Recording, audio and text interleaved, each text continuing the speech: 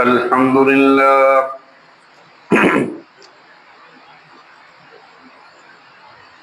الحمد لله وحده والصلاة والسلام على من لا نبي بعده ولا رسول بعده ولا معصوم بعده. أما بعد فإن خير الحديث كتاب الله وخير الهدي هدي محمد صلى الله عليه وسلم وشر الأمور محدثاتها وكل محدثة بدعة وكل بدعة ضلالة وكل ضلالة في النار. أعوذ بالله من الشيطان الرجيم. بسم الله الرحمن الرحيم.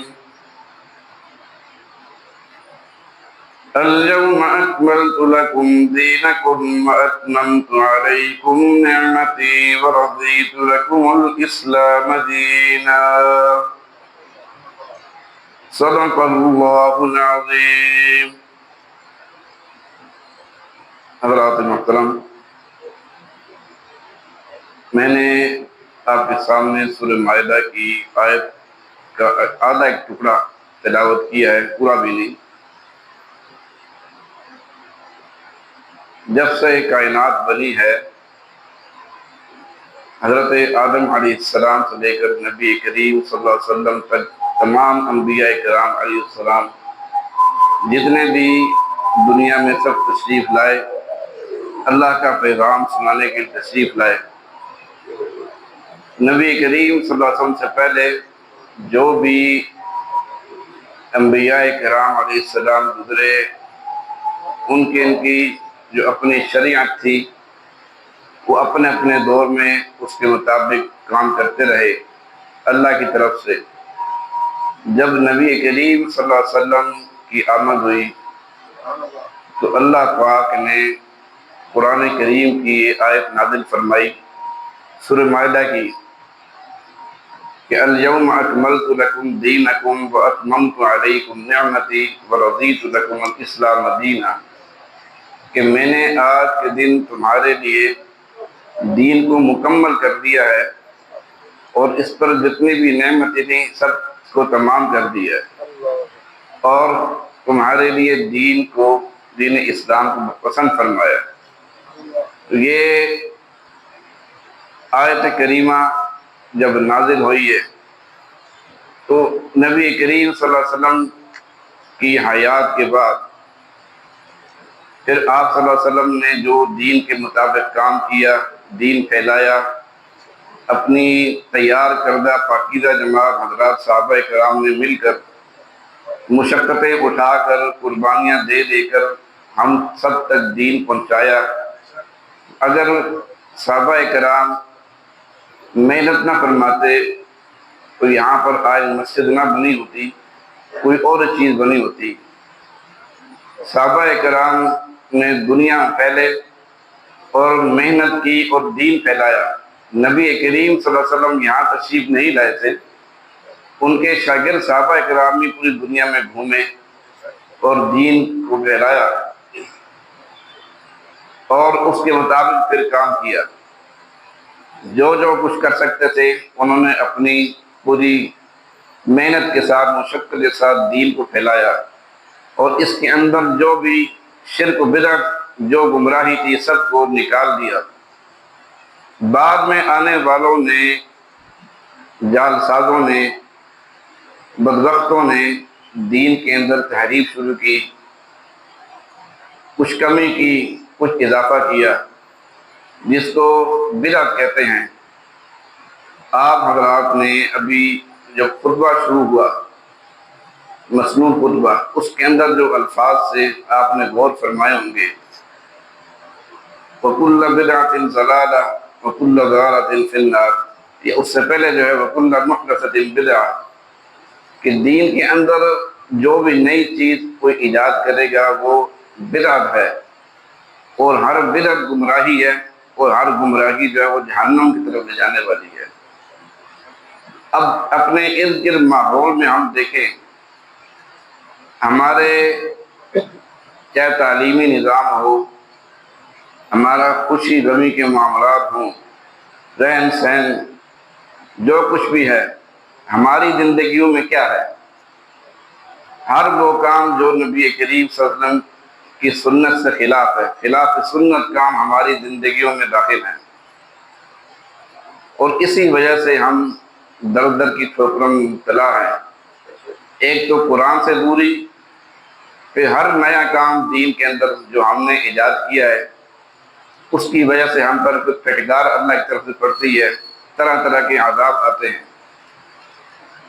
تو بات کرنے کا مقصد یہ ہے کہ دین چاہے تھوڑا ہے یا زیادہ ہے، وہی دین ہے۔ اس آیت کریمہ کے اندر آپ حضرات نے غور فرمایا ہوگا کہ اللہ پاک نے یہ بار بار فرمایا پہلے بھی کہ دین کو مکمل کر دیا آج کے دن تمہارے لیے، اور دین کے اوپر جو بھی نعمت دی سب تمام کر دی ہیں، اور تمہارے لیے دین اسلام کو پسند فرمایا۔ تو جو کچھ بھی اللہ پاک نے فرمایا ہے وہ سچ فرمایا ہے۔ دین وہی ہے جو اللہ پاک نے اپنے نبی کریم صلی اللہ علیہ وسلم کو دیا، اور نبی کریم صلی اللہ علیہ وسلم نے کچھ خود عمل کیا، پھر صحابہ کرام نے محنتیں کی اور ہم تک پہنچائیں، وہی دین ہے۔ اس کے اندر کمی پیشی کی گنجائش نہیں، نہ بڑھا سکتے ہیں نہ کم کر سکتے ہیں۔ کم کریں گے تب بھی ہمارے لیے نقصان ہے، بڑھائیں گے تب بھی نقصان ہے۔ انہوں نے اپنا کام کر لیا، اب ہماری ذمہ داری ہے کہ اس کو احسن طریقے سے چلائیں اور اپنی زندگیوں میں اس کے مطابق اپنی زندگی گزاریں۔ اللہ کے نبی نے جتنا عرصہ دنیا میں رہے، 63 سال یا 65 سال دین کا کام کرتے رہے، اور ان کے بعد، ان کے وصال کے بعد آپ کی پاکیزہ جماعت تیار کردہ صحابہ کرام، انہوں نے اس منصب کو سنبھالا درجہ بدرجہ اور دین کا کام کیا۔ قرآن کریم کے اندر ایک آیت ہے، لَقَدْ كَانَ لَكُمْ فِي رَسُولِ اللَّهِ أُسْوَةٌ حَسَنَةٌ، کہ تمہارے لیے رسول اللہ صلی اللہ علیہ وسلم کی زندگی بہترین نمونہ ہے۔ نبی کریم صلی اللہ علیہ وسلم نے ہمیں تو کھانے پینے سے لے کر استنجا کرنے تک ہر قسم کے آداب سکھائے ہیں کہ استنجا کیسے کرنا ہے، کھانا پینا کیسے ہے، سونا کیسے ہے، چلنا پھرنا، خوشی غمی کے معاملات، سب کچھ اللہ کے نبی نے طریقہ پہلے خود کیا، عمل کیا، پھر سکھایا۔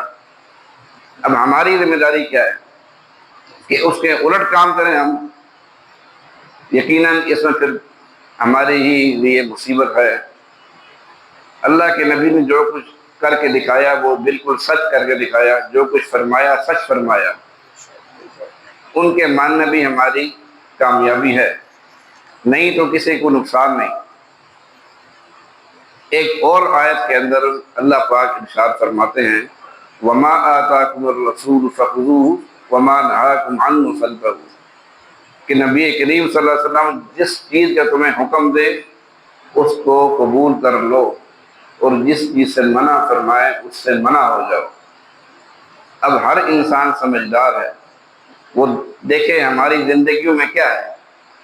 ہر وہ کام جو نبی کریم صلی اللہ علیہ وسلم کی سنت کے خلاف ہے وہ ہم کر رہے ہیں، جس چیز سے انہوں نے منع فرمایا وہ کام ہم کر رہے ہیں، جو کام کرنے کا حکم دیا ہے اس سے دور ہٹنے، اور یہی وجہ ہماری ناکامی کی، ہماری ناکامی ہمیں لے کے بیٹھ گئی۔ اور ایک حدیث کے اندر، بلکہ ایک نہیں بہت ساری روایات ہیں، آپ حضرات نے علماء اکرام سے سنی ہوگی، وقتاً فوقتاً،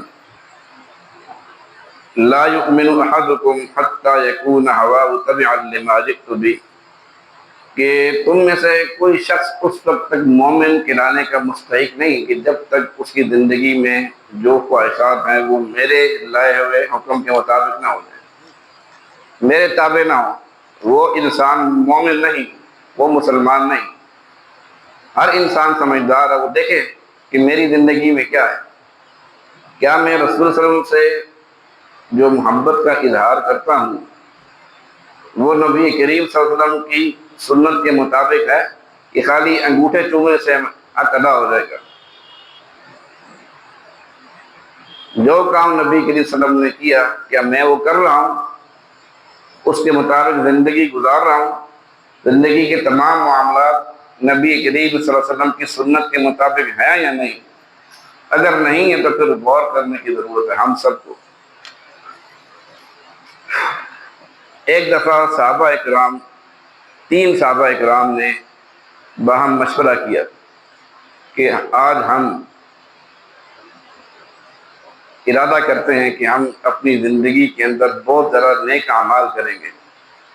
انہوں نے مشورہ کیا اور رسول اللہ صلی اللہ علیہ وسلم کی ازواج مطہرات سے پوچھا کہ نبی کریم صلی اللہ علیہ وسلم کے رات دن کے معاملات کے بارے میں وہ کیا معاملات ہیں۔